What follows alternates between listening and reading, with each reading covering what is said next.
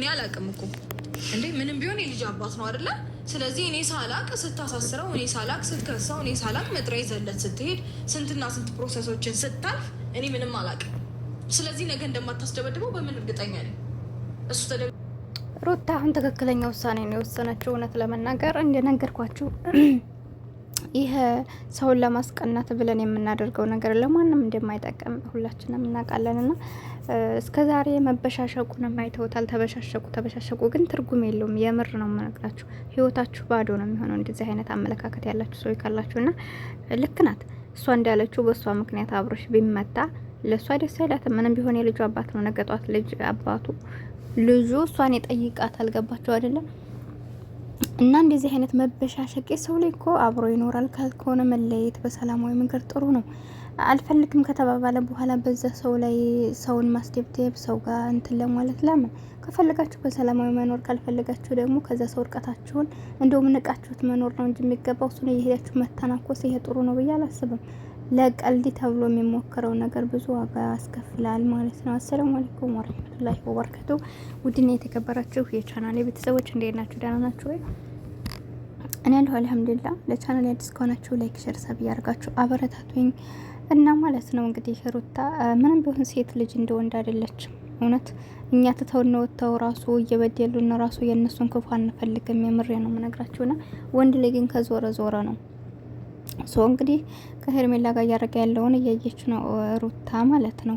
ነገር ግን ያው ዛሬ ላይ ካላስደስታን ልክ እንዳልሆነ ሲገባት በቃ መውጣት አለብህ ከህይወቴ ብላ እንግዲህ አስወጥተዋለች ማለት ነው። እንግዲህ ነገ ያው ተመልሶ ካልመጣ እና እንደዚህ አይነት ነገር በነገራችን ላይ ለለህ ብላችሁ ሌላ ውስጥ መግባት ይሄ ዋጋ ያስከፍላል። በቃ ካላስ ለምን አያተረጋጉም? ይሄ መበሻሸቅ እኮ ወላሂ በቃ ይሆናል። የወረደ አስተሳሰብ እኮ ነው። ሰውን ለማናደድ ብላችሁ በምታደርጉን ነገር ሌላ ችግር ውስጥ ነው የምትገቡት።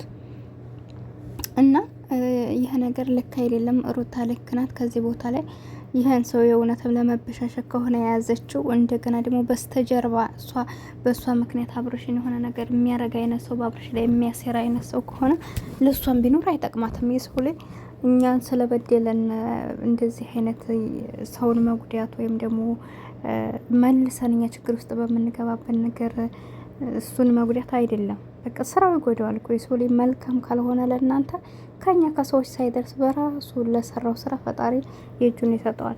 ሲቀጥል ደግሞ ሩታን ያው አንዴም ሁለቴ ኧረ ስንት ጊዜ እነሱም አመት ሞላቸው እኮ አለፋቸው እንጂ ሮመዳን ይኸው መጣ። ሮመዳን ጀምረው ነው እንግዲህ ከነ ይሳቅ በነበሩበት ሰዓት ታስታውስ ከሆነ ይኸው አመታቸው። እሱም እሷ ከይሳቅ ጋር እሱ ደግሞ ከፍቅር ጋር ያሳለፉበት አመት ይኸው መጣ ማለት ነው። እና ስለዚህ ይህ ሰው ላይ ሁሌ መበሻሸቅ ጥሩ አይደለም። እና እነዚህ አብርሽና ሩታ የእውነት ተፈላልገው የማይመላለሱ ከሆነ አስፈላጊ አይደለም እንደዚህ መበሻሸቁ ማለት ነው። እንዳልኳችሁ ድራማ እነሱ ድራማ አይደለም። ይሄ እንትን ልካቸውን አልፏል እኮ ከላስ ይሄ ድራማ ሳይሆን እውነተኛ ነው። ተቃቅረዋል። ግን ቢሆንም መስተካከል ካለባቸው አንደኛ በመሀላቸው ልጅ ያለ፣ ሁለተኛ ደግሞ ለመበሻሸቅ ነው ሌላ ሰው እየያዙ ያሉት። ግን አሁን አብርሽ ዛሬ እንዳየሁት ከሆነ እስከ ዛሬ ለሄርሜላ ብዙ አፍ አውጥቶ ይሄ ነው ያለበት ብዙ ምንትን አልነበረው፣ የሚፈራ ነበር። ያንም የተመለከቱ ተመልካቾችና እንደውም ወንድሙ ትናንት አይታችሁ ከሆነ ሄርሜላን አቅርቦ አንቺና አብርሽ ያላችሁ ግንኙነት ምንድነው? ምንም ቢሆን እዛ ህይወት አለው፣ ልጅ አለው። አንቺ የገባሽበት መንገድ ደግሞ ልክ አይደለም። አንቺ እንደ ሴት ሊቆም ብለሽ አስቢና ምን እያደረኩ ነው ያለሁት ብለሽ ራስሽን ጠይቂው። ከዛ በኋላ ደግሞ አብርሽንም ላንቺ ያለውን ፊሊንግ ጠይቀዋለሁ። የሚመልስልኝ መልስ እንትን እላለሁ። አንቺን ብትሆኝ ሁሉም ሰው በቃ አንቺ እንደገባሽ ነው የሚያውቀውና በማለት እንግዲህ ዛሬ ሄርሜላ ደግሞ ለአብርሽ እየጠየቀችውን ጥያቄ ሰምታችኋል። የእውነት ፊሊንግ አለህ ለኔ ወይስ የለህም?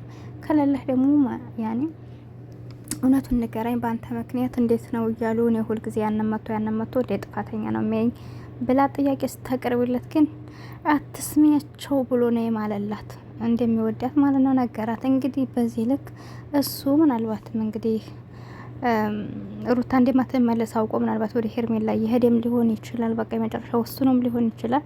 በእርግጥ ሄርሜላ ማለት በጣም ከባድ ሰው ናት። እየተለሳለሰ ገብታ ሱብሃን አለ። ሴቶች ግን ማለት ነው የሰው ባል ላይ ሞጠኝ ብላችሁ እንደዚህ አይነት አመለካከት እንዳይኖራችሁ አማና። ግን ደግሞ የራሳችሁ በሆነ ነገር ላይ ሄርሜላ በጣም ነው ፍቅር የምችልበት ማለት ለሱ ያላት ነገር ሱብሃንአላህ። ሩታ አሁን የሷ የሆነን ነገር በጣም ስለተናደደ ያልፈልግም ብላ አሳልፋ እየሰጠቻት ነው እንግዲህ። ግን ደግሞ እሷ ደግሞ የሰው ገና ሩታን እንደሚወዳት ታውቃለች፣ ልጅ እንዳለው ታውቃለች። እሷ ጋር ሆኖ ለሩታ ያለውን ቦታ እያየ በቃ ብዙ ነገሮችን እያየ ምንም አይመስላትም። እሷ የምታምነው በቃ እሱን የራሷ ለማድረግ ብቻ ነው። በቃ ነገን እንጂ ዛሬን ሳትኖር ነገን ልክ እንደኛ እንደ ስደተኞች ህይወት ማለት ነው በትዕግስት እየጠበቀ እሱን ለራሷ ለማድረግ ያላት ብልህነት፣ እዛ ላይ ደግሞ በልጣ ለመገኘት የምጥረው ነገር በጣም ከባድ ሰውነትና እንደዚህ አይነት ሴቶች ደግሞ ታውቃላችሁ እስከ መጨረሻው እስከሆነችው ሩታ ጋር ተለያይተው ችግር የለውም። ግን ደግሞ እንደዚህ ይሄ ነገር ምናልባት ሩታን እንዲቆርጥለት እሷ በልጣ ለመገኘት ከሆነ እያደረገች ያለችው በጣም ይደብራል። ለምን እኔ እንዲህ ያልኩበት ምክንያት አለኝና አንዳንድ ሴቶች ሰው የያዘው ነገር ያምራቸዋል። በቃ ማንኛውም ነገር ሰው የያዘው ነገር ከሰው ላይ ያለ ነገር ያምራቸዋል። ግን እነሱ ከላስ ያንን ነገር በቃ ያንኛውን አቁሞ ወደ እነሱ በሚሄድ ሰዓት ግን ያ እንክብካቤ፣ ያ ፍቅር፣ ያ ሁሉ ነገር በቃ ይቀየራል።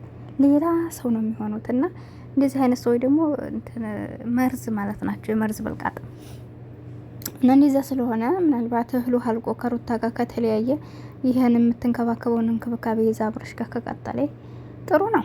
ግን ደግሞ ይሄ ነገር እስከ ምን ደረጃ ነው የሚለው ነገር ያሳስበኛል እና በጣም ይገርማል። አልሙሄም ብዙ ሰዎች ወላሂ እኔ ከአብርሽ ቤት ኮመንት አይቼም አላቅም ነበረ። ዛሬ ስገባ እኔ ራሱ የሆነ ነገር ብጽፍ ተጠርዙኝ ያላችሁ እውነት ለመናገር ትናንት ጽፌ የነበረ ትናንት የሄርሜላ ቤት ነው ብዙም አይደል። ግን ዛሬ ከአብርሽ ቤት ያላችሁን ሰዎች ሳያችሁ ሱብሃንአላህ ሁሉም ሰው አብርሽና ሄርሜላ በአንድ እንዲሆኑ ነው የምታሽቃብጡት። እና እስኪ ይህን ነገር ግን በራሳችሁ ናችሁ እስኪ ያስቡት። እንዲሁ በእኔ ብላችሁ እስኪ ያስቡት። እውነት ሄርሜላ ስበብ ላትሆን ትችላለች የመጀመሪያ መገዝ ሲገናኙ ጀምረው። ነገር ግን ከዛ በኋላ ሩታ እኮ ሁሉ ነገር ትታው ይመለስ ከሄርሜላ ጋር ያለውን ነገር ያቁምና አብረን እንቀጥልኩ ብላ ለስንት ጊዜ ነው እንትን ያስጠየቀችው። መተው ሲያስታርቋት እኮ ከሱ ጋር ያለውን ካቆምኩ ችግር የለውም እያለችው ስንት እድል ሰጥተዋለች። ነገር ግን አብርሽ ከሄርሜላ ጋር ማቆም ስላልቻለ እኮ ነው ተስፋ የቆረጠችው አሁን ላይ። ለምን አየችዋ ደስ ብሎ ስቃ በነገጧቱ ላይ የት ነው የምታገኘው? ከሄርሜላ ጌጥ ነው እንግዲህ ተለግቶ እዛ የምታገኘው።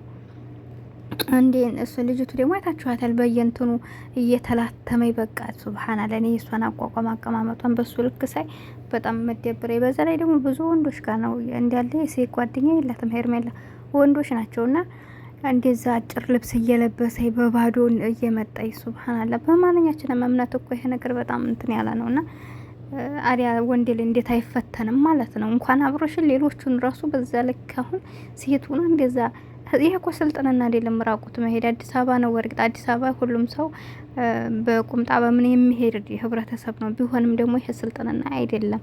እዛ ላይ ሚዲያ ላይ ነው እና ቢያንስ እንኳን በቃ እሷ ያምርባታል አቋም አላት። ጥሩ ጥሩ ልብሶችን ብለብስ ዝቅ ያለ ምን ችግር አለው? በቁምጣ አጭር ቀሚስ በቃ እንትኗ እየታየ ትመጣለች። እና በጣም ያሳዝናል። ዞሮ ዞሮ አላህ ይጠብቀን። ስለዚህ እናንተ በራሳችሁ ህይወት ይሄ ነገር ቢደርስባችሁ የማትፈልጉትን ነገር በሰው አትፈትፍቱ። ትናንት የት ነበራችሁ? ሩታ ስትሉ የነበረው ዛሬ ቅንጥስ ብላችሁ አሁን ነው ህይወቱ ያማረው፣ አሁን ነው ቤቱን ያገኘው። ሩታ ቆንጆ እንትና ሄርሜላ ቆንጆ ናት። አቤት ማሽቃበጥ እና ሁሉ ትክክል። ደህና ናችሁ?